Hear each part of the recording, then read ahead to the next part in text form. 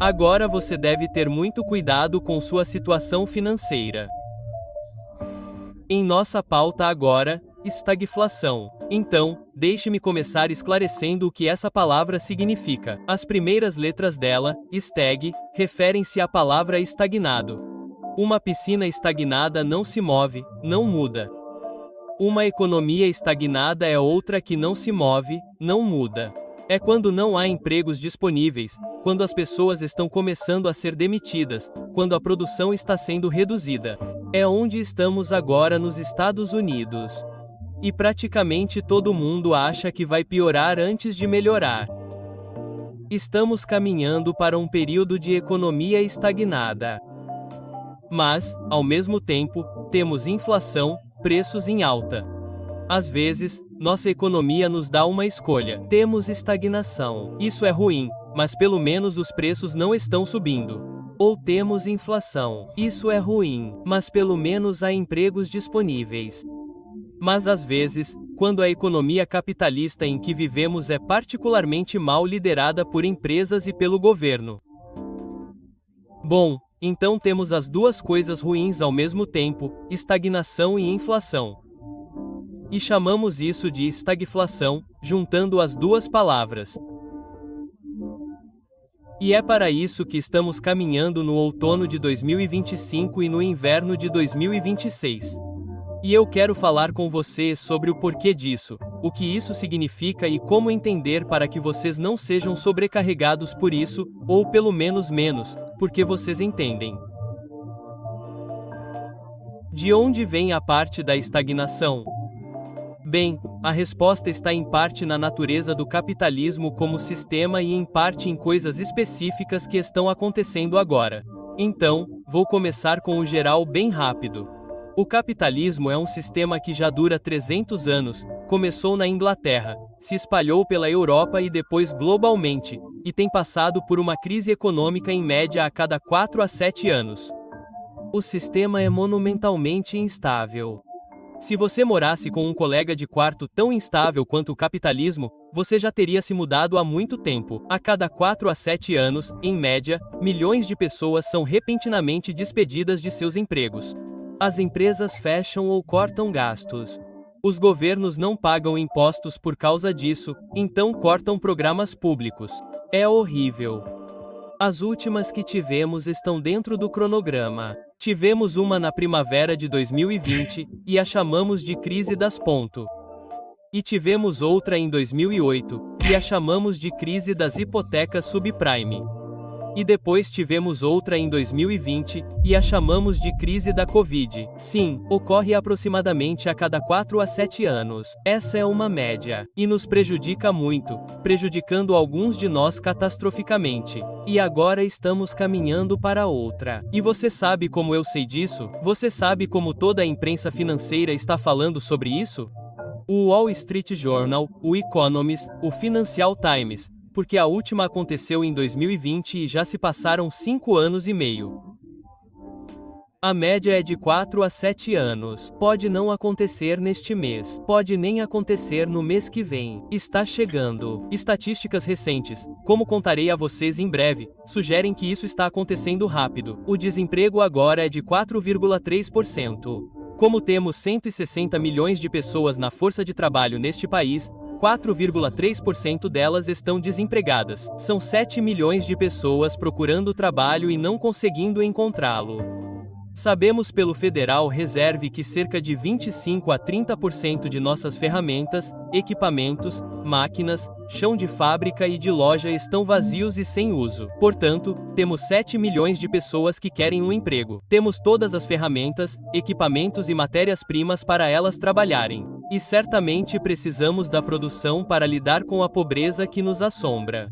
Mas temos um capitalismo que não consegue reunir essas coisas. Essa é a razão profunda pela qual enfrentamos a estagflação agora. Ela está embutida na economia capitalista, mas há razões específicas pelas quais isso está acontecendo agora. Elas têm muito a ver com as políticas do governo Trump.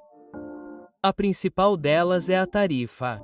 O mundo inteiro está mais unificado economicamente do que nunca. Ou seja, uma proporção maior dos bens e serviços que cada um de vocês consome vem de outro lugar do mundo. Ou, se são feitos nos Estados Unidos, usam peças que vêm de outras partes do mundo. E o mesmo vale para qualquer outro lugar do mundo. Então, impor um imposto sobre os bens e serviços que entram nos Estados Unidos é o governo dos Estados Unidos interferindo nos mercados globais. Antigamente, nos Estados Unidos, o governo ouvia: não faça isso. Antigamente, os republicanos eram os que mais diziam: o governo não deve interferir nas maravilhas do mercado. Bem, o Sr. Trump não parece concordar, e o resto dos republicanos caíram como dominós para concordar com o Sr. Trump. Ele está interferindo à torto e à direito, colocando tarifas em todos os lugares. E o que isso significa? Isso significa que as empresas estrangeiras não sabem qual é o seu mercado na América, porque qualquer coisa que enviem para cá, vinho francês, eletrônicos japoneses, café do Brasil, seja o que for, o preço para um americano tem que incluir as novas tarifas. Esse é um imposto sobre importações que o Sr. Trump não apenas impõe, mas muitas vezes retira o valor uma semana depois, muitas vezes reduz pela metade e muitas vezes dobra uma semana depois. Ninguém consegue planejar e, portanto, empresas ao redor do mundo estão mudando os locais onde vendem seus produtos. Elas não farão negócios nos Estados Unidos. Elas encontrarão clientes mais confiáveis e estáveis em qualquer outro lugar. E como os Estados Unidos não são a economia dominante no mundo, como já foram, nem de longe, elas sabem que há grandes economias ao redor do mundo nas quais podem se concentrar. E a principal beneficiária é a China. Portanto, estamos tendo menos negócios e as empresas não estão vindo para os Estados Unidos porque sabem que, com os preços mais altos, todos nós temos que pagar, já que as tarifas afetam o custo do que compramos todos os dias, porque o mercado é instável aqui. Elas não estão se mudando para cá. O Sr. Trump pode dizer que eles prometeram fazer isso, mas estou aqui para dizer que promessa é uma coisa, ação é outra.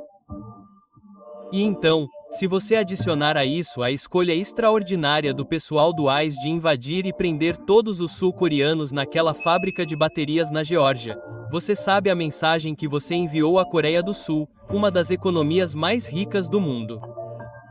Não venha para os Estados Unidos. Eles dizem: por favor, venha, nós ajudaremos você. E quando você abre um negócio, o exército do ICE vem e prende 400 pessoas, as manda de volta para fora do país, prejudicando esse investimento. Não, não, não. Os investimentos não estão chegando. E é por isso que a situação do emprego está piorando cada vez mais e já está assim há muitos meses. Estagnação. Agora, e a inflação? Já tivemos uma taxa ruim de 8 ou 9%. Agora são apenas 3%. Nós nos congratulamos como nação. Reduzimos para 3%. Mas 3 ainda é muito ruim porque vem junto com aqueles preços muito mais altos que nunca mais caíram. Então são 3% em cima de um preço já alto. A maioria dos americanos vai ao supermercado ou à loja de departamentos e fica desanimada. Eles ficam infelizes e deprimidos porque estão assistindo a uma vitrine de todas as coisas que não podem mais pagar. A Bloomberg fez um estudo estatístico notável que foi divulgado em 16 de setembro. Ele mostrou que metade de todos os gastos dos consumidores neste país são feitos pelos mais ricos. 10% das pessoas. Os outros 90% das pessoas fazem a outra metade dos gastos. Em outras palavras, metade dos negócios neste país tem o empregador olhando para as pessoas 10% mais ricas porque elas estão comprando metade do que ele tem para vender. Claro, ele se importa mais com os ricos. Claro, suas lojas são mais elegantes. Claro, seu serviço é muito melhor.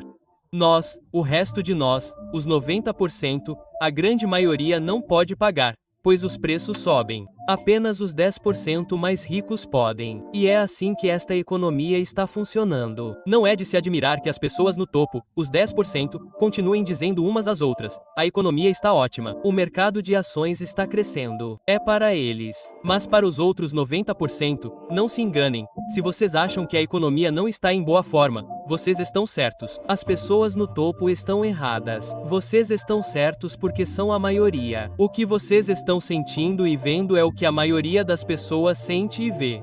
E estou aqui para dizer a vocês, como economista profissional, que a condição dos 90% mais pobres da população americana está se deteriorando. E está se deteriorando de forma consistente e rápida. Não é uma economia que funciona para todos, nem de longe. E agora o último ponto importante para vocês entenderem. Quem é o responsável pela estagnação? Quem é o responsável pela inflação? E, portanto, quem é o responsável pela estagflação em que estamos entrando agora? Bem, é o mesmo grupo. É chamado de classe patronal deste capitalismo. São os empregadores que decidem se criam ou não empregos.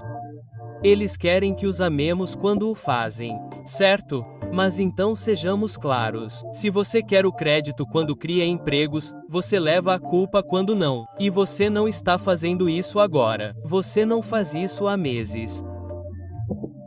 Então a culpa tem que ser das pessoas que decidem se contratam mais ou menos ou não fazem nenhuma mudança. Assim como é o empregador que decide no exterior ou aqui, mudar uma fábrica de lá para cá, daqui para lá. São os empregadores que decidem tudo isso. Então a questão dos empregos e, portanto, a questão da estagnação é uma questão que é decidida pela classe patronal. E de acordo com o censo dos Estados Unidos, os empregadores são 3% do nosso povo. Os outros 97% não são empregadores. E isso importa porque são os empregadores que tomam as decisões. Mudar a fábrica, não mudar a fábrica. Contratar mais trabalhadores, não contratar mais trabalhadores. Deixe-me falar então sobre a inflação. Quem determina o preço de uma caixa de cereal, de um pneu de borracha ou de um programa de software? São os funcionários das empresas que fazem essas coisas? Não, são os empregadores. Esses 3%, novamente, definem os preços. Nós os pagamos, mas não decidimos. Eles são decididos pelo empregador. E o empregador escolhe o preço que é mais lucrativo para ele. Se menos de nós puderem comprar, eles não se importarão se os poucos que ainda podem pagar puderem pagar preços mais altos. Então, eles aumentam o preço quando é lucrativo. Observe que a classe patronal, uma pequena minoria da nossa sociedade, determina se teremos estagnação, determina os preços que enfrentaremos e, na verdade, nos coloca em ambas as pontas. O empregador decide se eu tenho um emprego e qual renda obtenho com ele, e os empregadores decidem quanto tenho que pagar quando gasto o dinheiro que ganho nos bens de que preciso para viver. Eles nos fazem chegar e nos fazem partir. Capitalismo, o nome já diz tudo. É um sistema administrado por e para os capitalistas. E essa é apenas outra palavra para o empregador. Então, se você não é um empregador, não está no clube que comanda o show. É possível, por uma mistura de boa sorte, que tudo isso dê certo para o Sr. Trump. A resposta é sim, isso pode acontecer. Não é uma probabilidade zero. Pode, mas se você quer que eu lhe diga o que eu acho que vai acontecer, acho que vai ser um desastre. E, portanto, eu diria a todo trabalhador, homem ou mulher, qualquer pessoa, que você deve agora ser extremamente cuidadoso com sua situação financeira. Não faça grandes gastos se não for necessário. Espere. Encontre maneiras de acomodar e economizar porque há riscos agora de uma recessão que, a propósito, a maioria de Wall Street espera para o final deste ano ou início do ano que vem. Há sérios riscos de inflação. Há sérias probabilidades de uma combinação de ambas as coisas que chamamos de estagflação, e todas essas são notícias terríveis para a classe trabalhadora. Vou acrescentar mais uma. Tendo dito à classe trabalhadora nos últimos 70 anos que existe uma coisa chamada sonho americano e que, se eles trabalharem duro e estudarem muito, eles terão a chance de conseguir uma boa casa, um carro, férias, um cachorro, uma perua, todo o resto. Você não está fornecendo isso agora para milhões de pessoas. E se tivermos uma crise econômica, e lembre-se de que as duas últimas foram imensas. A crise de 2008 e 2009 foi muito ruim, e a chamada crise pandêmica de 2020 também. Se tivermos outra nessas escalas, além do sonho americano em declínio, você estará colocando sua classe trabalhadora sob estresse extraordinário, e seria ingênuo não esperar consequências políticas e ideológicas extraordinárias dessa situação.